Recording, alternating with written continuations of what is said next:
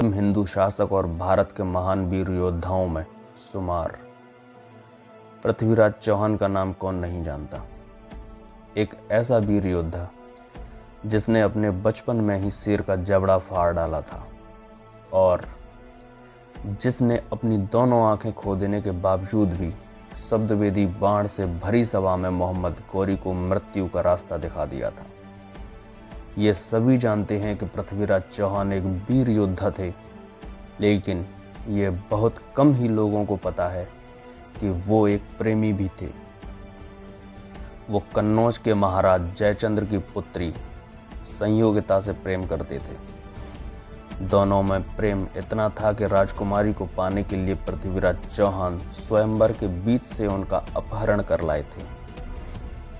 बात उन दिनों की है जब पृथ्वीराज चौहान अपने नाना और दिल्ली के सम्राट महाराजा अनंगपाल की मृत्यु के बाद दिल्ली की राजगद्दी पर बैठे थे। गौरतलब है कि महाराजा अनंगपाल को कोई पुत्र नहीं था, इसलिए उन्होंने अपने दामाद अजमेर के महाराज और पृथ्वीराज चौहान के पिता सोमेश्वर सिंह से चौहान से आग्रह किया कि वे पृथ्वीराज को दिल्ली का युवराज घोषित करने की अनुमति प्रदान करें।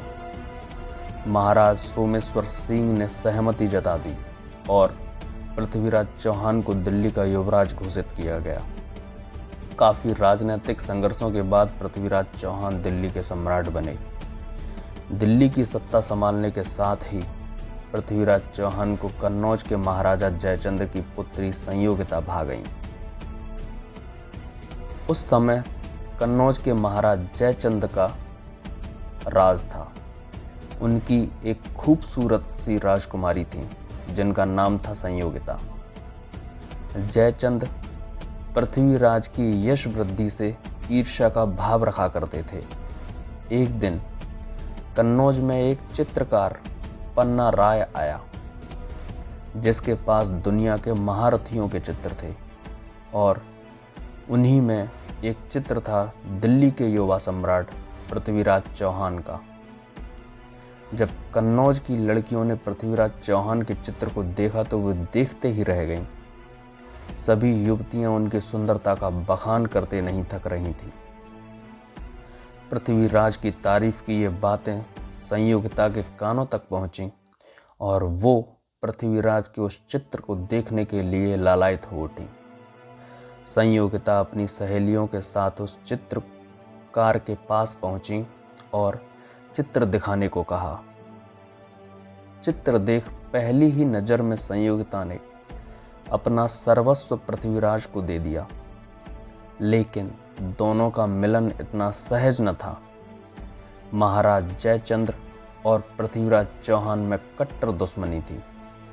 इधर चित्रकार ने दिल्ली पहुंचकर पृथ्वीराज चौहान से भेंट की और राजकुमारी संयोगिता का एक चित्र बनाकर उन्हें भी दिखा दिया, जिसे देख पृथ्वीराज चौहान के मन में भी संयोगिता के लिए प्रेम उमड़ पड़ा। उन्हीं दिनों महाराज जयचंद्र ने संयोगिता के लिए एक स्वयंवर का आयोजन किया। इसमें विभिन्न राज्यों के राजकुमार और महाराजाओं को आमंत्रित किया, लेकिन ईर्ष्या के बस पृथ्वीराज को इस स्वयंवर में आमंत्रित नहीं किया गया। राजकुमारी के पिता ने चौहान का अपमान करने के उद्देश्य से स्वयंवर में उनकी एक मूर्ति को द्वारपाल की जगह खड़ा कर दिया। राजकुमारी संयोगिता जब बरमाला के लिए सभा में आई तो उन्हें अपने पसंद का वर अर्थात पृथ्वीराज चौहान कहीं नजर नहीं आए।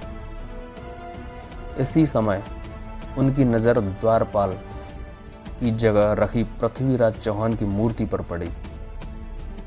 इससे पहले पृथ्वीराज चौहान उस मूर्ति के पीछे आकर छुप गए थे और उन्होंने आगे बढ़कर बरमाला उस मूर्ति के गले में डाल दी। वास्तव में जिस समय राजकुमारी ने मूर्ति में बरमाला डालना चाहा, ठीक उसी समय पृथ्वीराज स्वयं आकर खड़े हो गए और माला उनके गले में पड़ गई। संयोगिता द्वारा पृथ्वीराज के गले में वरमाला डालते देख पिता जयचंद्र आग बबूला हो गए। वह तलवार लेकर संयोगिता को मारने के लिए आगे आए, लेकिन इससे पहले कि वो संयोगिता तक पहुंचते, पृथ्वीराज संयोगिता को अपने साथ लेकर वहां से दिल्ली के लिए निकल पड़े। ये पृथ्वीराज चौहान और संयोगिता के प्रेम की कथा आपको कैसी लगी, इसके बारे में आप अपनी राय देना न भूलिएगा। अगर अच्छी लगी हो तो लाइक करिए, शेयर करिए, सब्सक्राइब कर बेल आइकन बटन को दबाइएगा। Thanks for watching this video. धन्यवाद।